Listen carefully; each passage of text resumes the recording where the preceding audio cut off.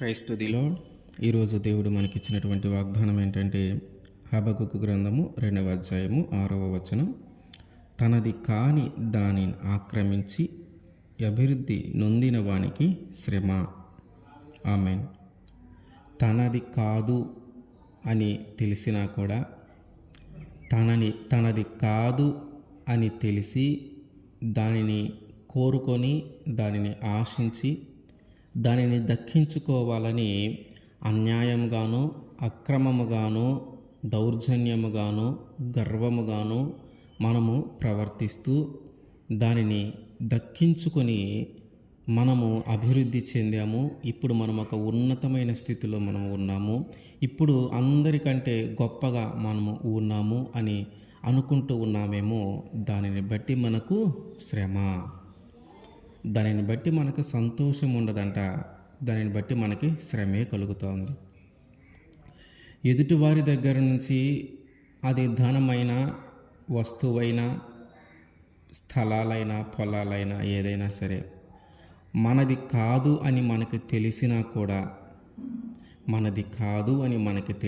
కూడా మనము దానిని ఆశించి దానిని కోరుకొని దానిని దక్కించుకోవటానికి దానిని సంపాదించుకోవటానికి మనము అన్యాయముగాను అక్రమముగాను దౌర్జన్యముగాను ప్రవర్తిస్తూ అధికారం ఉందని మనము దానిని దక్కించుకోవటానికి మనము ప్రయత్నం చేస్తూ ఉంటాం. అయితే ఆ విధంగా నీవు దక్కించుకున్న దానిని చూసి మళ్ళీ నేను అభివృద్ధి చెందాను, నేను ఉన్నతమైన స్థితిలో ఉన్నాను, అందరికంటే నేనే గొప్పగా ఉన్నానని నువ్వు అనుకుంటున్నావేమో. దానిని బట్టి నీకు సంతోషమే ఉండదు. దానిని బట్టి నీ జీవితంలోకి శ్రమే వస్తుంది, కానీ దానిని బట్టి నీ జీవితంలో సంతోషం ఉండదు. అంటే అక్రమంగా సంపాదించినది, అన్యాయంగా సంపాదించినది, ఎదుటివారిని మోసం చేసి సంపాదించినది దేనిని బట్టి కూడా నీకు సంతోషం అనేది ఉండదు. దానిని బట్టి నువ్వు ఉన్నతమైన స్థితిలో ఉన్నానని, మంచిగా ఆస్తి అంతస్తులు సంపాదించానని నీవు అనుకుంటా ఉన్నావేమో. దానిని బట్టి నీకు శ్రమే, దానిని బట్టి నీకు సంతోషము లేదు. చాలామంది ఏంటంటే వారి కోసము, అట్లాగే వారి యొక్క కుటుంబము కోసము, నా కోసము కాదు నా పిల్లల కోసమని, నా కోసం కాదు నా తల్లిదండ్రుల కోసమని, ఇట్లా తనతో పాటు తన కుటుంబ బాధ్యతలు మోస్తున్నటువంటి వ్యక్తులు కొందరు బాగా సంపాదించాలి, వారిని బాగా చూసుకోవాలని, వారికి మంచి జీవితాన్ని ఇవ్వాలని అన్యాయముగా సంపాదించేవారు ఉన్నారు. ఇది వాళ్ళ గురించి ఒక్కరి గురించే కాదు, కానీ వాళ్ళ కుటుంబము గురించి కూడా వీరు ఆలోచిస్తూ ఉన్నారు. అట్లాగే వేరే ఒక కుటుంబానికి అన్యాయము చేస్తూ ఉన్నారు. అన్యాయముగా అక్రమముగా దౌర్జన్యముగా సంపాదించుకొని తన కుటుంబాన్ని మంచిగా పోషించుకోవాలని, తన పిల్లలకి మంచి భవిష్యత్తు ఇవ్వాలని, తన కుటుంబం ఉన్నతమైన స్థితిలో ఉండాలని ఆశపడతా ఉన్నారు. కానీ దానిని బట్టి వారి జీవితంలోకి సంతోషమే రాదంట. దానిని బట్టి వారి జీవితంలో సంతోషమే రాదు. దానిని బట్టి వారి జీవితంలోనికి శ్రమే, దానిని బట్టి వారి జీవితంలోకి కష్టమే, దానిని బట్టి వారి జీవితంలో దుఃఖమే, దానిని బట్టి వారి జీవితంలో మిగిలేది ఏడుపే. బాగా సంపాదించుకున్నాం, ఉన్నతమైన స్థితిలో ఉన్నాం, అధికారం ఉంది, ఏదైనా చేయగలం, ఏదైనా మనము లాక్కోగలం, ఏదైనా మనము తీసుకోగలం. వారు పేదవారు, వారి దగ్గర ఏమీ లేదు, వారు మనకంటే తక్కువ వారు, వారిని బెదిరించైనా మనము దీన్ని లాక్కోగలము అనే ఆలోచనలో మనం ఉంటాం. అట్లాంటి ఆలోచన కానీ మనం కలిగి ఉంటే దానివల్ల నీ జీవితంలో సంతోషం ఏమీ ఉండదు. నీ ఆస్తి కొంచెం పెరిగితే పెరుగుతుందేమో, కానీ తిరిగి అది మళ్ళీ ఎవరికి చేరాలో వారికి చేరుతుంది. దానివల్ల నీకు సంతోషం ఉండదు. నీతో పాటు ఎవరి భవిష్యత్తు కోసమైతే నువ్వు కష్టపడతా ఉన్నావో, ఎవరినైతే మంచిగా చూసుకోవాలని నువ్వు ఈ పాపము చేసి సంపాదిస్తూ ఉన్నావో, వారి జీవితము కూడా చెడిపోయే పరిస్థితిలోకి దేవుడు తీసుకొని వస్తాడు. అంటే ఏంటి? దానివల్ల నీకు కానీ నీ కుటుంబానికి కానీ సంతోషం ఉండదు. దానివల్ల నీకు కానీ నీ కుటుంబంకి కానీ సంతోషం ఉండదు. దానివల్ల నీకు నీ కుటుంబానికి శ్రమే. ఎవరి జీవితం అయితే బాగుండాలని నువ్వు ఆ పాపము చేసి సంపాదిస్తూ ఉన్నావో, ఎవరి జీవితము బాగుపరచాలని నీవు సంపాదన ఆ అక్రమమైన మార్గంలో చేస్తూ ఉన్నావో, దానిని బట్టి వారికి కూడా శ్రమే. దానిని బట్టి వారికి కూడా సంతోషం ఉండదు. దానిని బట్టి వారికి కూడా సంతోషం ఉండదు. యోబు గ్రంథము 20వ అధ్యాయము 18-19 వచనములు. దేని కొరకు వారు ప్రయాసపడి సంపాదించియుండిరో దానిని వారు అనుభవింపక మరలా అప్పగించెదరు. వారు సంపాదించిన ఆస్తి కొలది వారికి సంతోషముండదు. వారు బీదలను ముంచి విడిచిపెట్టిన వారు బలాత్కారము చేత ఒక ఇంటిని ఆక్రమించుకొనిను దానిని కట్టి పూర్తి చెయ్యరు. ఏంటంటే ఇక్కడ అక్రమంగా సంపాదించినది, అన్యాయంగా సంపాదించింది ఏదైతే ఉందో దానిని వీళ్ళు అనుభవించలేరంట.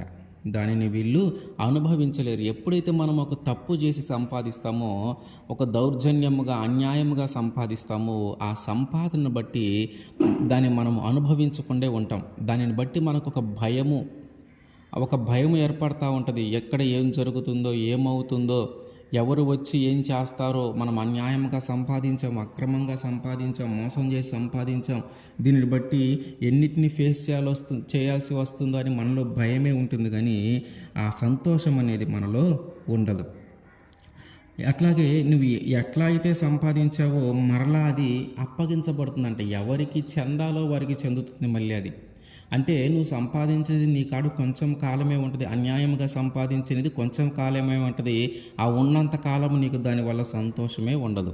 ఆ ఉన్నంత కాలం దానివల్ల నీకు శ్రమ, దానివల్ల నీ కుటుంబంలో సమాధానం ఉండదు. దానివల్ల నీ పిల్లల దగ్గర కానీ ఎవరి కోసమైతే నువ్వు కష్టపడతావో వాళ్ళ దగ్గర నీకు విలువ ఉండదు. సమాజంలో నీకంటూ ఒక చెడ్డ పేరు ఏర్పడుతుంది. దీనిని బట్టి ఏంటంటే సంతోషం లేదు. ఆ సంపాదనను బట్టి నీకు సంతోషము ఉండదు. అదేం జరుగుతూ ఉంది, నీ దగ్గర ఉన్నంత కాలం ఉండి మరలా ఎవరికి చెందాలో వారికి అప్పగించబడుతుందంట. నువ్వు సంపాదించినది, అక్రమంగా సంపాదించినది, అన్యాయంగా సంపాదించినది ఎవరికి చెందాలో వారికి తిరిగి అప్పగించబడుతూ ఉంది. అట్లాగే బీదలను ముంచి అంటే వారిని మోసం చేసి, వారిని నమ్మించి, వారి దగ్గర లాక్కొని, వారికి అన్యాయము చేసి ఏదైతే తీసుకుంటావో బలాత్కారముగా, ఒకవేళ నువ్వు పొరపాటున ఒక ఇంటిని కానీ అట్లా తీసుకొని కానీ నువ్వు ఉంటే ఆ ఇంటిని నువ్వు పూర్తి కూడా చేయలేవంట. ఆ ఇంటిని పూర్తిగా కట్టి అన్ని విధాలుగా సిద్ధముగా కూడా దాన్ని సిద్ధపరచలేవంట. ఒక ఇంటిని లేదా ఒక స్థలాన్ని కానీ నువ్వు బీదల దగ్గర లాక్కొని అన్యాయంగా నువ్వు ప్రవర్తించి వారి దగ్గర లాక్కొని కానీ నువ్వు తీసుకొని ఉంటే దాన్ని నువ్వు అభివృద్ధి చెందించలేవు. ఒక ఇంటిని కానీ నువ్వు కట్టుతున్న ఇంటిని కానీ లేదా చిన్న ఇంటిని కానీ నువ్వు లాక్కుంటే దాన్ని మంచిగా తీర్చిదిద్దటానికి అంత అవకాశం కూడా దేవుడు మీకు ఇవ్వడంట. అంటే ఏంటి, నువ్వు అన్యాయంగా సంపాదించినప్పుడు, అక్రమంగా సంపాదించినప్పుడు దాన్ని నువ్వు అనుభవించలేవు. తిరిగి అది నీ దగ్గర ఉన్నంత కాలం నీకు శ్రమే, దానివల్ల నీకు సంతోషం లేదు. అట్లాగే తిరిగి అది ఎవరి దగ్గరికైతే వెళ్ళాలో వాళ్ళ దగ్గరికి దేవుడు మరలా వారికి అప్పగిస్తాడు. అట్లాగే నువ్వేదైతే దేనికోసమైతే నువ్వు దాన్ని సంపాదించుకున్నావో, దేన్ని ఆశించైతే అది నువ్వు వాళ్ళ దగ్గర లాక్కొని తీసుకుంటా ఉన్నావో అది పూర్తి కూడా దాన్ని చేయలేవు. దానిని పూర్తిగా కూడా నువ్వు చేయలేవు. ఇర్మియా గ్రంథము 17వ అధ్యాయం 11వ వచనం. న్యాయ విరోధముగా ఆస్తి సంపాదించుకున్నవాడు తాను పెట్టని గుడ్లను పొదుగు కౌజు పిట్టవలెనున్నాడు. సగము ప్రాయములో వాడు దానిని విడవవలసి వచ్చెను. అట్టివాడు కడపట వాటిని విడుచుచు అవివేకంగా కనబడను. ఏంటంట, ఎవరైతే అన్యాయంగా సంపాదిస్తూ ఉన్నారో, న్యాయ విరోధముగా సంపాదించుకుంటూ ఉన్నారో వారంట కౌజు పిట్టను పోలి ఉన్నారంట. ఈ కౌజు పిట్ట తాను పెట్టని గుడ్లను పొదుగుతూ ఉంది. అంటే కౌజు పిట్ట దగ్గరికి వెళ్ళి మనము కొన్ని గుడ్లను కానీ ఉంచితే అది తన గుడ్లేనని భావించి వాటిని పొదిగే వరకు తీసుకొని వస్తుంది. పొదిగే వరకు వాటిని ఉంచిన తర్వాత అది మళ్ళీ తన పిల్లలు కాదని తెలుసుకుంటుంది. ఆ వచ్చిన పిల్లలు కూడా దాని దగ్గర నుంచి వెళ్ళిపోతాయి. ఆ గుడ్లు పొదిగినంత కాలం అది దానికి కాపలా కాస్తుంది. కానీ ఆ గుడ్డులో నుంచి ఆ జీవి బయటికి వచ్చినప్పుడు, ఆ పిల్లలు బయటికి వచ్చినప్పుడు అవి తనవి కాదు అని గుర్తిస్తుంది. అట్లాగే అవి కూడా అక్కడి నుంచి వెళ్ళిపోతాయి చిన్నగా. అంటే ఏంటి? అన్యాయంగా సంపాదించినది, న్యాయ విరోధముగా సంపాదించినది, అక్రమంగా సంపాదించినది దానితో చెప్తా ఉన్నాడు దేవుడు. అది దాని విషయంలో ఎట్లాగైతే జరిగిందో, మధ్యలోనే అవి వెళ్ళిపోయినాయో, మధ్య ప్రాయములోనే, సగము ప్రాయములోనే వాటిని విడిచిపెట్టి వెళ్ళిపోవలసి వచ్చిందో, అట్లాగే ఆ అక్రమంగా సంపాదించినది కూడా అంతే ఉంటుందంట. అక్రమముగా సంపాదించినది కూడా అంతే ఉంటుంది. ఆ కౌజు పిట్ట పెంచి పొదిగేదాకా వాటికి కాపలా కాసి అంతా చేస్తే అవి సగము ప్రాయము వచ్చిన తర్వాత అవి వెళ్ళిపోతా ఉన్నాయి. ఇది తల్లి కాదు, ఇది మా తల్లి కాదు అని అవి వెళ్ళిపోతా ఉన్నాయి. అట్లాగే దానికి కూడా తెలుస్తుంది, ఇది నా పిల్లలు కాదు, వీటి రూపము వేరు, నా రూపము వేరు అని దానికి కూడా అర్థమవుతా ఉంది. అన్యాయముగా అక్రమముగా సంపాదించినది కూడా అంతేనంట. మన దగ్గర ఎక్కువ కాలం ఉండదు. అది మధ్యలోనే వెళ్ళిపోతుంది. అది ఎవరికి చెందాలో వారికి చెందుతుందంట. దానివల్ల మనకి సంతోషం లేదు. అది ఎవరికి చెందాలో వారికి చెందుతుంది.